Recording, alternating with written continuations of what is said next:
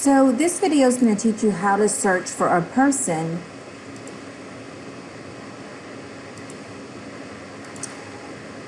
So you would go to a form in Banner, and you get to that form and you're like, okay, I need to find this person.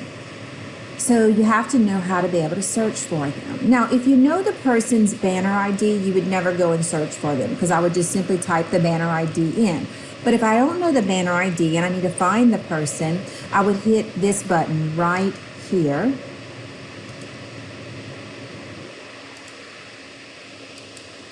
And that would bring me to the person search.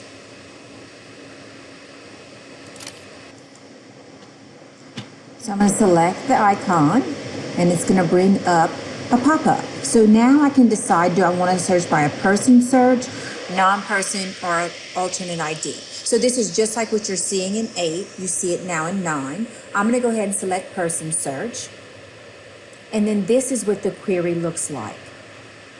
When I select the drop-down arrow next to the query box that first appears, it's going to show me what selections I have available to query the database by when I'm looking for a person. So when I hit the drop down, you will see when you're searching for a person on the Spaden record, your choices are ID, last name, first name, middle name, change indicator, and name type.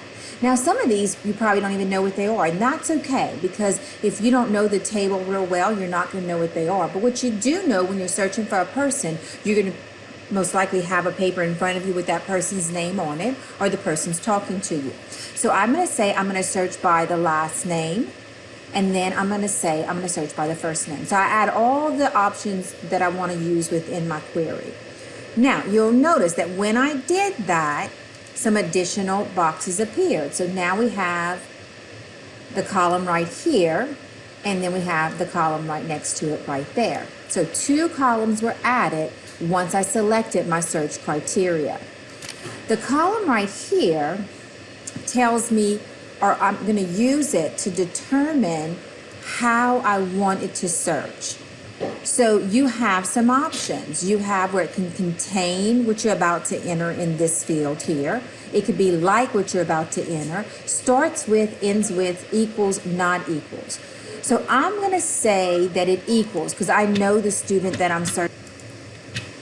So I'm going to put equals for first because I think I know the person's name. So I'm going to type in Gazav because I'm talking to the person on the phone and they're saying that their name is Tester Gazav. So I enter in Gazav Tester, and then once I enter in my values for my query, I select Go.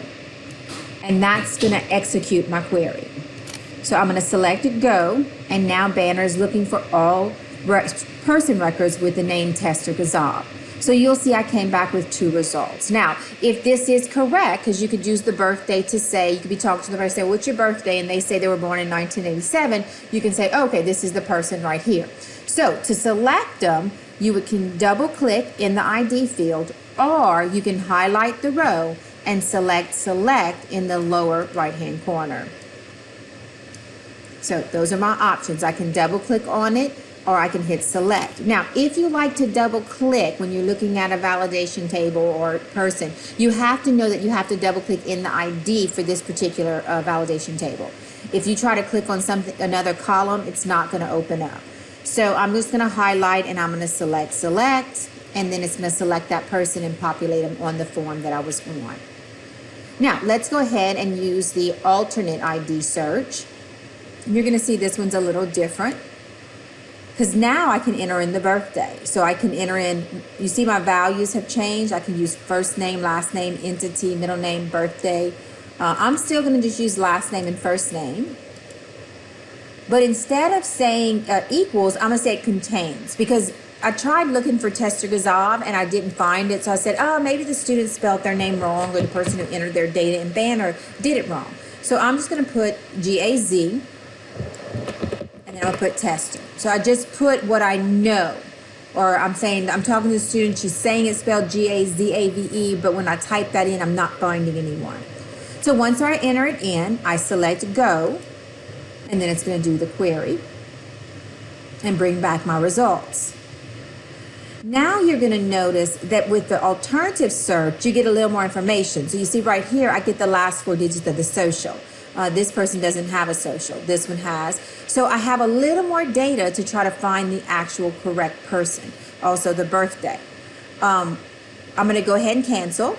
So if you want to cancel, let's say you did a query, you're like, wait, I didn't even mean to do that. I just want to cancel. You would select the cancel button in the lower right-hand corner. Now I want you to watch what happens when I hit the cancel button. It brings me back to the form. So it actually cancels the query completely and brings you back to the form. I'm going to go ahead and query it, go back into my query. I'm going to do alternate ID search. I'm going to pick the fields. Now, the birthday is great because now if you have the person on the phone and you have their last name, first name, and birthday, it'll bring that search down. And that's really important when you have a person who has a very common name. Gazav's not a common name, so you're not going to find a lot of those in the system. So I'm going to say last name, and then I'm going to say first name. And I'm going to enter in my information. And then I go, wait a minute. That's not even the person I wanted to query. I got confused and was putting in the wrong person. So all I have to do now is select clear all. Now watch what happens when I select clear all. It just clears out my filters and I can start over. So that's how you filter for a person in Banner.